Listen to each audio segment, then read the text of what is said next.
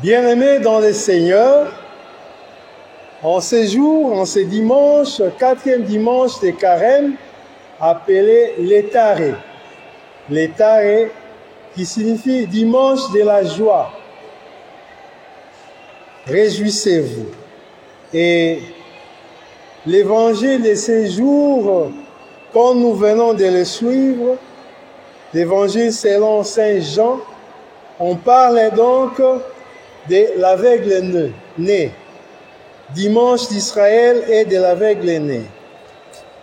Jésus, qui sortant du temple, a rencontré un homme aveugle de naissance. Nous savons, un non-voyant, un aveugle, qui souffre de la cécité, mais cette fois-ci depuis la naissance.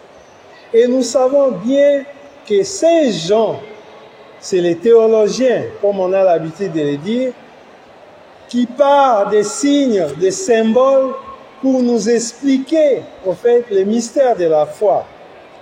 Alors, Jésus, cette fois-ci, comme nous avons l'habitude de le voir, de le constater, produit toujours des miracles à la demande de ceux qui en ont besoin. Mais cette fois-ci, c'est lui-même qui constate sur son passage un homme aveugle de naissance. Et il prend l'initiative lui-même de le guérir. Alors,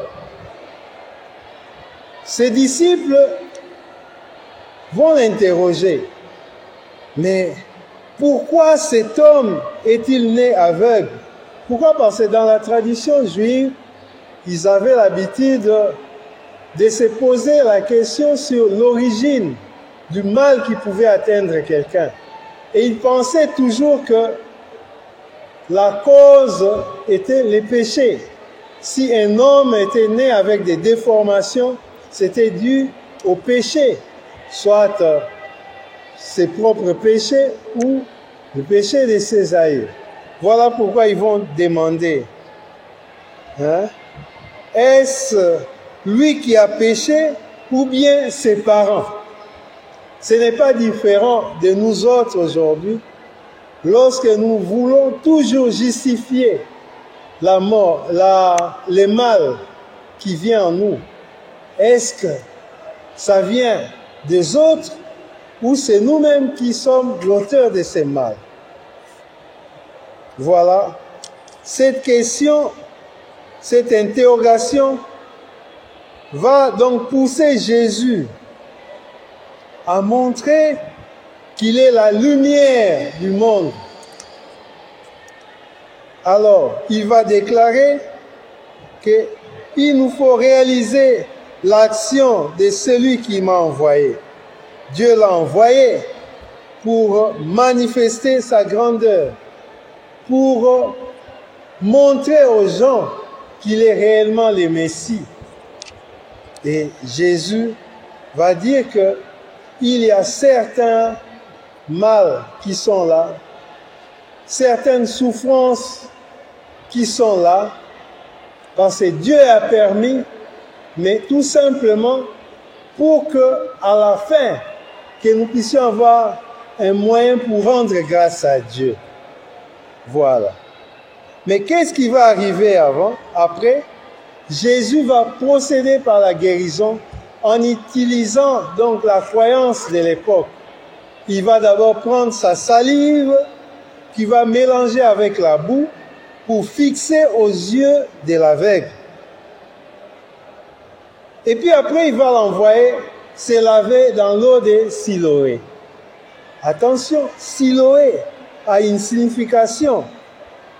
Siloé signifie donc envoyé. Et l'aveugle sera donc envoyé. Jésus va l'ordonner d'aller vers la piscine pour se laver. Saint Jean, qui aime donc les signes, les symboles, va considérer cette eau de la piscine déjà comme une occasion de réfléchir sur les baptêmes qui donnent la vie quand nous recevons les baptêmes, nous mourons avec le Christ et nous ressuscitons avec lui. Déjà, dans ces temps de carême, l'état, nous sommes en train de revivre déjà notre joie. La joie que nous voyons, la lumière que nous voyons au loin. Et donc, cette eau de la piscine de Siloé qui symbolise les baptêmes. L'aveugle va donc obéir et voilà, il va voir, il sera guéri. Mais qu'est-ce que cela produit? Par la suite, nous allons voir que cela va produire un effet, les procès, quelques procès. D'abord, ses voisins, les voisins de l'aveugle, ceux qui étaient là, vont les rencontrer. Ils vont constater que c'était un mendiant. Et voilà, comment se fait-il qu'il est guéri? Mais c'est bien celui-là qui restait toujours assis en train de mendier. Mais d'autres disaient, non, ce n'est pas lui, c'est quelqu'un qui le ressemble. Voilà comment le miracle, le signe de Jésus est devenu un moyen de confusion pour ceux qui pensent encore à la manière du monde. Et voilà, il y aura un deuxième procès. Cette fois-ci, on l'amène aux pharisiens. Les pharisiens vont tout simplement constater que Jésus l'a guéri les jours du sabbat. Les jours du sabbat. Nous avons tous les jours pour travailler, pour faire le bien, sauf les sabbats. Voilà la conception juive. Jésus entrait toujours en controverse avec ses interlocuteurs, avec les pharisiens, à cause du sabbat, la compréhension de la loi du sabbat. Et pourtant, Jésus nous montre qu'il est au-dessus du sabbat. Il est le Messie, celui qui vient pour délivrer les captifs, pour rendre la vue aux non-voyants, aux aveugles. Il y aura donc un troisième procès. Cette fois-ci, ils vont convoquer les parents pour demander qu'est-ce qui s'est passé. Les parents vont confirmer que c'est bien leur fils qu'il était aveugle. Mais ils auront peur des Juifs, alors ils vont demander qu'on puisse interroger leur fils lui-même, car il est adulte. Au fait, c'est par peur. Parfois, nous devenons des lâches face à la vérité. Nous avons peur de la vérité. Voilà, il y aura encore un quatrième procès. Et cette fois-ci, ils vont le convoquer lui-même l'aveugle et il va confirmer que réellement, cet homme-là qu'il a rencontré, c'est celui qui l'a guéri. Mais il ne connaissait pas encore bien Jésus. Il va découvrir Jésus petit à petit. Avant, il pensait que c'était un prophète. Il va confirmer. Et voilà que, à la fin, il va confirmer que c'est le Christ qui l'a réellement guéri.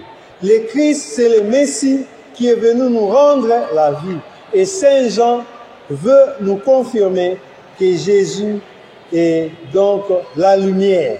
Jésus est la lumière qui éclaire le monde. C'est ça l'essentiel de ce que nous allons apprendre en ce dimanche du 4e de Carême. Que le Seigneur nous aide à bien continuer notre parcours vers la Pâque, car si le Christ n'est pas ressuscité, vaine est notre foi et nous le croyons. Donc préparons-nous donc à vivre notre Pâque en continuant de traverser notre marche durant ces temps de carême. Amen.